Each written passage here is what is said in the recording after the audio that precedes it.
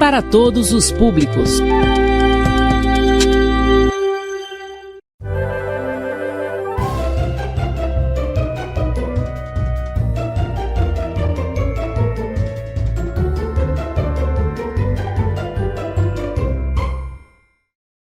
Olá, meus queridos alunos e alunas do 5º ano da Rede Municipal de Rosário. Tudo bem com vocês? Eu espero que sim.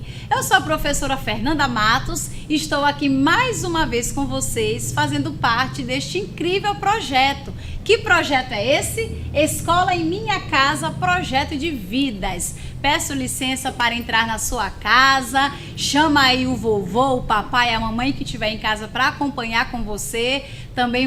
Mando também um grande abraço a todos os professores que estão nos acompanhando.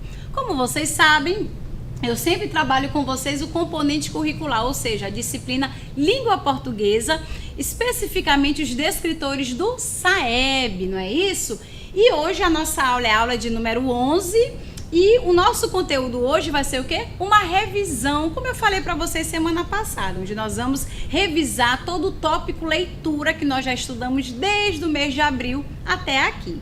Só que como vocês sabem, nós sempre iniciamos de que forma? Com uma leitura, e hoje não ia ser diferente. Eu trouxe para vocês o livro do José Carlos Aragão, É Tudo Lenda. Vocês até já devem conhecer esse livro. E o trecho que eu vou ler para vocês é um trecho chamado A Luz. Olha só, prestem bastante atenção. Quando a luz nasceu, claro, era tudo escuro, só havia noite, uma longa noite que se derramava sobre o mundo. A noite, além de escura, era fria porque também não havia o calor da luz.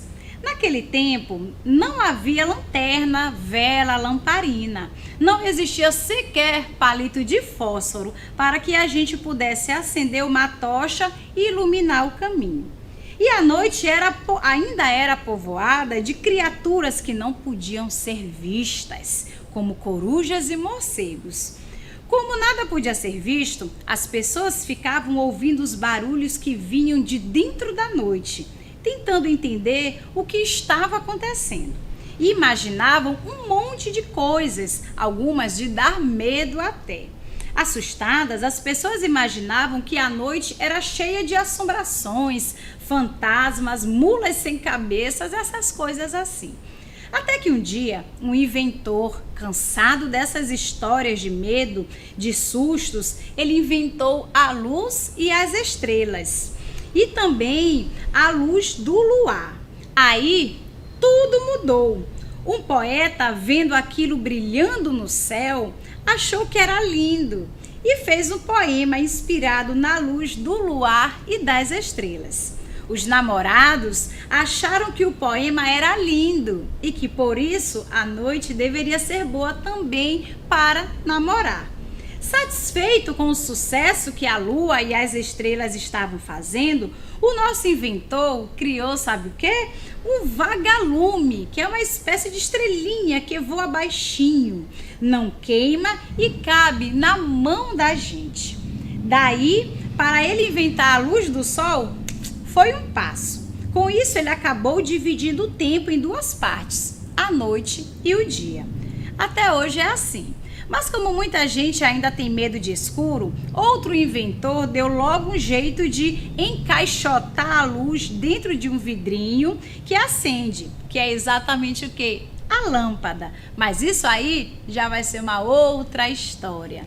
Então, meus amores, como eu sempre faço algumas leituras para vocês, é exatamente para acender essa chama que está aí dentro de você para esse mundo maravilhoso que é o mundo dos estudos, que é o mundo da leitura, não é isso? Então, vamos estudar um pouquinho? Vamos lá, então. Como eu sempre explico para vocês, o que é o SAEB, né? Vamos relembrar então. O SAEB é o Sistema de Avaliação da Educação Básica. E qual é o objetivo desse tal SAEB? É avaliar a qualidade do ensino público que é oferecido pelo sistema educacional brasileiro. Essa avaliação acontece de duas formas. um questionário socioeconômico que os diretores vão responder, né, na escola que você estuda, e também uma avaliação de português e matemática que acontece com as turmas do 2º, 5º ano, 9º ano e 3ª série do ensino médio. E não é apenas com conteúdos, no caso de vocês do 5º ano, não é apenas com conteúdo do 5º ano. É tudo que vocês aprenderam, ó, desde a educação infantil, todas as habilidades que vocês foram desenvolvendo. Nós ainda não temos as diretrizes de como será o SAEB este ano, considerando que é um ano de pandemia. Então, enquanto não saem essas diretrizes de como vai ser, se vai acontecer ou se não vai, nós vamos ficar parados de braços cruzados? Nem pensar, a gente vai aproveitar esse tempo para quê? Para estudar, e é isso que nós vamos fazer agora. Vamos lá então. Vamos fazer a nossa revisão, como eu disse para vocês. Nós temos vocês sabem que os conteúdos de língua portuguesa são muitos, né? Desde a educação infantil que você vê lá em linguagem, como agora aqui no 5º ano. São muitos os conteúdos. Os professores também sabem que nós temos um documento chamado BNCC, né? Que ela traz pra gente uma gama de conteúdos e habilidades que a gente precisa desenvolver com cada um de vocês, alunos. Só que para a prova SAEB, eles não vão cobrar de vocês todos esses conteúdos. Os conteúdos principais que vocês já precisam saber agora no 5º ano, eles estão organizados em uma matriz, que a gente chama de matriz de referência, né? Então, essa matriz de referência de língua portuguesa, ela é dividida em alguns tópicos, algumas partes, né? E a primeira parte que nós estamos é exatamente os procedimentos de leitura. Você é um aluno do 5º ano. Eu sei que muitos de vocês ainda estão adquirindo essa habilidade leitora, estão aprendendo a ler ainda. Mas é o que eu sempre digo, sempre tem tempo. O que a gente não pode é o quê? É parar. Só que você que já lê, não é apenas você ler, você dizer o que está ali. Você precisa compreender o que você está lendo. E foi exatamente isso que nós estudamos durante esse tempo. Então, é tudo dividido em descritores, né? Por isso que a gente sempre fala em D, D1, D3, D não sei o quê. São os descritores e eles trazem a descrição de uma habilidade. Então, nós já estudamos o descritor 1, que é localizar informações explícitas em um texto. O descritor número 3, que é inferir o sentido de uma palavra ou expressão. A gente vai já relembrar o que é isso. O descritor número 4, que é inferir uma informação implícita no texto. O descritor número 6, que é identificar o tema desse texto.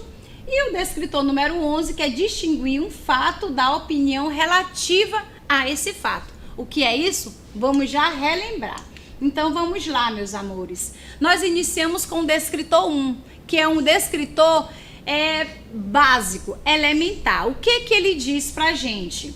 O descritor 1, ele traz pra gente localizar informação explícita, uma informação que está clara, que está visível, declarada ali naquele texto.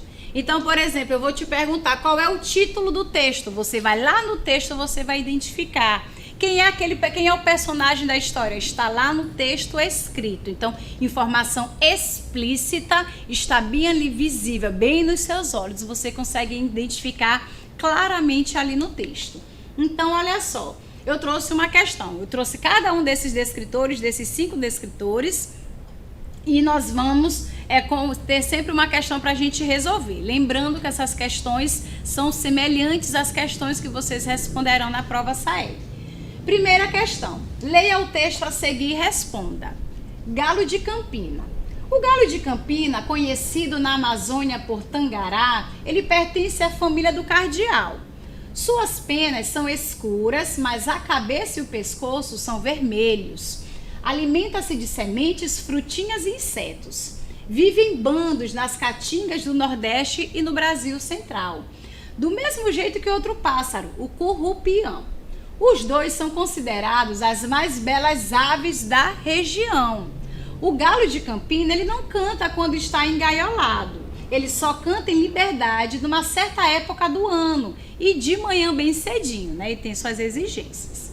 Em Alagoas, onde ele tem fama de cantor, ele é treinado e vendido a preços muito elevados. Então, meus amores, o que eu quero que você faça com esse texto aqui? De acordo com o texto, eu quero que você identifique que o galo, ele tem fama de cantor. Em que lugar? Onde é que ele tem fama de cantor? É no Brasil Central? É na Amazônia? É no Nordeste? Ou é em Alagoas? Então, a gente tem que lembrar que é o D1, é o descritor, onde a mensagem, onde a informação está explícita no texto. Então, olha só, primeira informação, fama de cantor. Eu vou logo lá no texto. Onde é que está escrito aqui a frase, a expressão fama de cantor? Lá no último parágrafo, olha só, fama de cantor. E onde é que ele tem fama de cantor? Lá em Alagoas. Então, qual é a resposta certa? É o item D. Em Alagoas, ele tem fama de cantor. Então, acertou na mosca aí, tenho certeza, e você está de parabéns.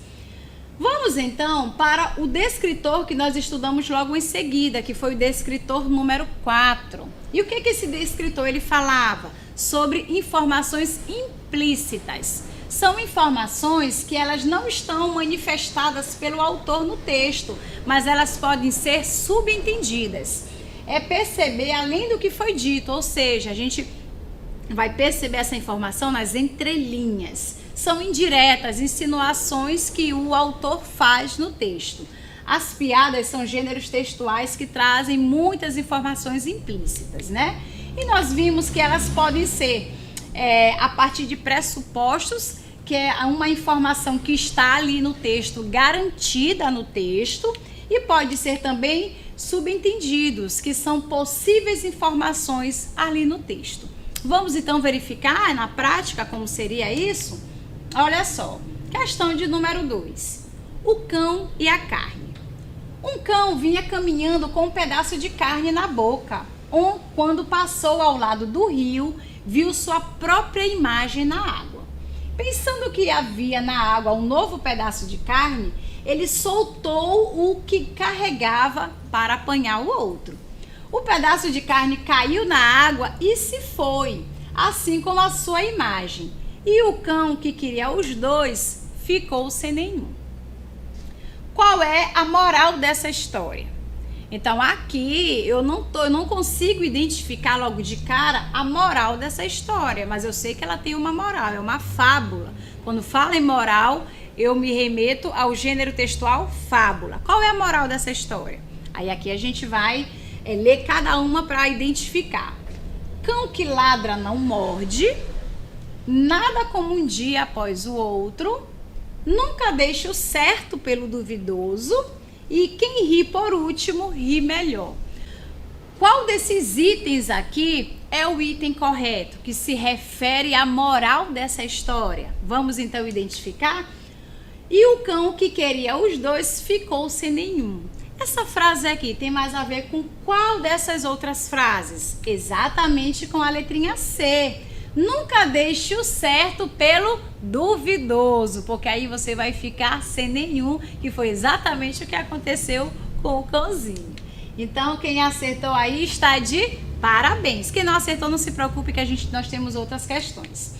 Vamos então para o descritor número 3, que nós estudamos também aqui durante este período. O que diz o descritor número 3? Inferir o sentido de uma palavra ou expressão. O que é essa história de inferir?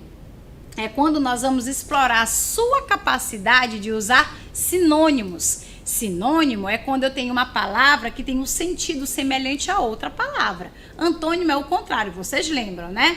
Então, sinônimo é quando nós temos palavras com sentido semelhante, parecido. Então, palavra de significado semelhante a outra e que pode, em alguns contextos, ser usada em seu lugar sem alterar o significado da sentença.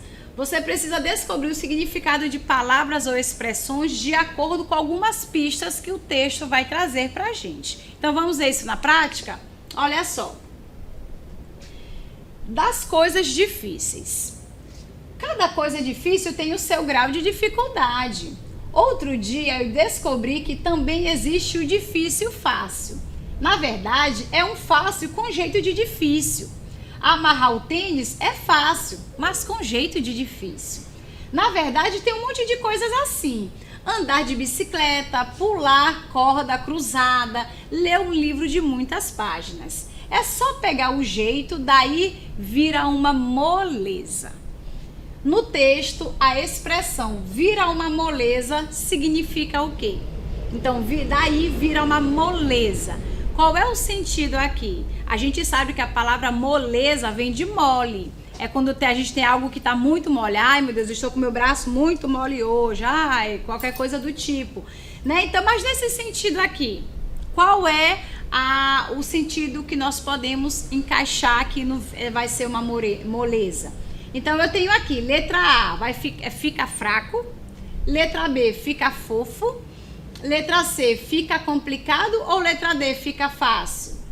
Então, nós já sabemos que daí vira uma moleza, vai ser fica fácil. Vira uma moleza é a mesma coisa que aqui nesse sentido de fica fácil, beleza? Então, vamos para o nosso outro descritor, o descritor número 6, o nosso penúltimo de hoje, né? E o que é que ele diz pra gente? Identificar o tema de um texto. Então, a partir de um texto, você tem, na leitura daquele texto, você tem como identificar qual é o tema dele, mesmo que isso não esteja de forma muito clara, de forma explícita. Então, identificar o assunto principal do texto, relacionando diferentes informações para construir o seu sentido global. Compreender o texto e sintetizá-lo em poucas palavras. É quando você lê um pequeno texto e você consegue resumir em 2 palavrinhas só, em 3 palavras ou em uma frase. Então, nós temos o tema, aí com a exposição de ideias que o autor vai fazer, eu posso descobrir qual é o assunto principal dele. Só que também nessa leitura que eu vou fazer, o que é que eu vou trazer? O meu conhecimento de mundo. A partir daquele tema, do que eu já conheço ali, daquele assunto que ele expôs, eu vou conseguir identificar qual é o tema daquele texto. Vamos ver isso na prática? Olha só. 4ª questão. Leia o texto abaixo. Chapeuzinho Amarelo, daquele grande escritor, compositor, cantor Chico Buarque de Holanda. Olha o que diz o texto. Era Chapeuzinho Amarelo, amarelada de medo. Tinha medo de tudo aquela Chapeuzinho.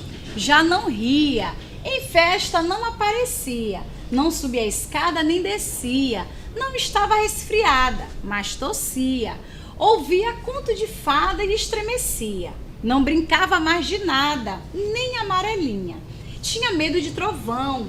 Minhoca para ela era cobra e nunca apanhava sol, porque tinha medo de sombra. Não ia para fora para não se sujar. Não tomava banho para não descolar. Não falava nada para não engasgar. Não ficava em pé com medo de cair. Então ela vivia parada, deitada, mas sem dormir, com medo de pesadelo. O texto trata de uma menina que... Então, o texto ele trata de quê? De uma menina que tinha o quê? Que brincava de amarelinha. Será que ela brincava de amarelinha? No texto diz que ela não brincava de amarelinha. Então, não é essa a opção. Ela gostava de festas. Em festa, ela não aparecia. Então, ela também não gostava de festas. Ela subia e descia as escadas. Não subia a escada e nem descia. Agora só sobrou uma opção. Será que é essa? Ela tinha medo de tudo. Será que é isso? Vamos ver no texto. Exatamente. A Chapeuzinho Amarela, ela era amarelada de medo. Ela tinha medo de tudo. Então eu consegui descobrir aqui o tema desse texto, que é exatamente fala de uma menina que tinha medo de tudo. Então você que acertou aí, arrasou e está de parabéns. E nós temos agora também, para finalizar, o descritor número 11, que nós estudamos na semana passada. O que esse descritor falava pra gente? Que é distinguir um fato da opinião relativa a esse fato. Então, eu tenho um fato, eu tenho algo que aconteceu e eu tenho uma opinião, o que eu acho sobre aquele fato. Uma coisa é completamente diferente da outra, ok? Então, foi isso que nós estudamos. O que é um fato? Então, nós temos aqui o fato versus opinião. No caso, o fato também pode ser chamado de informação, né? Um acontecimento. Então, é um ato, um feito, um acontecimento. eventos e circunstâncias, uma informação sobre um acontecimento, algo que de fato aconteceu. E o que vem a ser a opinião? A opinião é o que se pensa a respeito de algo ou de alguém. É um parecer, uma avaliação, é uma interpretação do fato, o ponto de vista de alguém sobre determinado fato. Então, para que eu tenha uma opinião, eu preciso que esse fato ele tenha acontecido. Aqui vai ser a minha visão. Se eu tenho uma sala de aula com 30 alunos, a minha turminha do 5º ano lá do sítio do Pica-Pau tem 30 alunos. Tem um fato, eu vou apresentar para os meus alunos, eu vou ter 30 opiniões completamente diferentes, porque a opinião é algo muito pessoal. E para a gente identificar a nossa última questão de hoje, panelas de barro. Em Vitória, o artesanato mais famoso é uma das paneleiras de goiabeiras, que fazem as panelas de barro em que são feitas as moquecas e tortas capixabas. As panelas são feitas à mão e queimadas no fogo. O barro vem de um lugar chamado Barreiros, em Vitória. As panelas de barro do Espírito Santo são conhecidas e utilizadas em todo o Brasil. Servem até como elemento de decoração. Mas cá para nós, é preferível uma panela de barro fazendo moqueca do que enfeitando uma sala. Nesse texto, o trecho que mostra uma opinião é... Então, aqui nesse texto, eu tenho fato, algo que é real, e eu tenho uma opinião, algo que o autor colocou sobre o que ele acha de uma determinada parte do texto. Então, vamos lá. Que fazem as panelas de barro em que são feitas as moquecas e tortas capixabas. Capixabas é do Espírito Santo. Então, está aqui, isso é um fato. Essa não é a opção correta. As panelas de barro são conhecidas e utilizadas, olha, em todo o Brasil. Isso aqui também é fato, não é opinião. Servem até como elemento de decoração. Ele está apresentando aqui pra gente como sendo o quê? Como sendo fato, não é uma opinião. É preferível uma panela de barro fazendo moqueca do que enfeitando uma sala. Porque fazendo moqueca, ela está ali fazendo uma comida gostosa, né?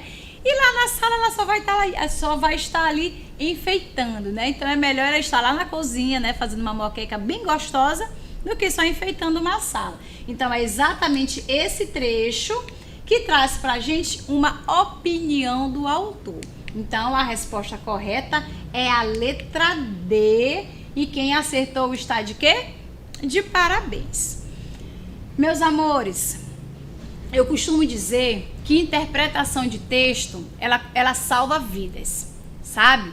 Quando você tem um texto que você lê e compreende o que está ali, você consegue ter sua vida salva por diversos motivos. E aqui só algumas dicas bem rápidas para que a gente possa finalizar, então, esse nosso momento, esse nosso primeiro semestre de aulas, né? Então, quando você for ler um texto, independente de ser língua portuguesa, você sabe que no seu livro de matemática tem texto, história, todos os livros sempre trazem algum texto. Então, olha só, leia a pergunta antes do texto. Isso te ajudará a buscar os pontos importantes para a resposta no decorrer da leitura. Identifique o tipo de texto. Para isso, você precisa estudar bastante os gêneros textuais. Eu já trouxe alguns aqui para vocês. Vocês também estão estudando com a professora Edilane, de língua portuguesa, os gêneros textuais. Procure identificar as intenções que o autor pode ter com o texto, buscando entender o contexto da produção daquele texto. Leia mais de uma vez. Na primeira leitura, entenda a ideia geral do texto. Depois, procure pelos pontos que pode justificar sua resposta. E elimine as alternativas mais distantes do que seria a resposta correta. Então, meus amores, eu quero agradecer a participação, né, de cada um de vocês aí na sua casa assistindo às nossas aulas. Nós estamos hoje finalizando as nossas aulas desse primeiro semestre. Nós vamos agora entrar em um período de férias, né? A gente vai aproveitar para descansar um pouquinho, mas é o que eu sempre digo: descansem, aproveitem as férias, mas com todos os limites. Ainda estamos em meio a uma pandemia, não podemos abusar. Ao sair, usar máscara, sempre com nosso álcool em gel, manter o distanciamento social. Aproveitem também as férias para ler um pouco, para estudar um pouquinho, principalmente quem ainda está aprendendo a ler. Quem já lê também precisa estudar um pouquinho mais. E no mês de agosto nós voltamos com mais atividades, com mais momentos. Turminha lá do Sítio do Pica-Pau, um grande abraço a todos vocês. Turminha do 5º ano de toda a rede de Rosário, um grande abraço a todos vocês e até a próxima aula.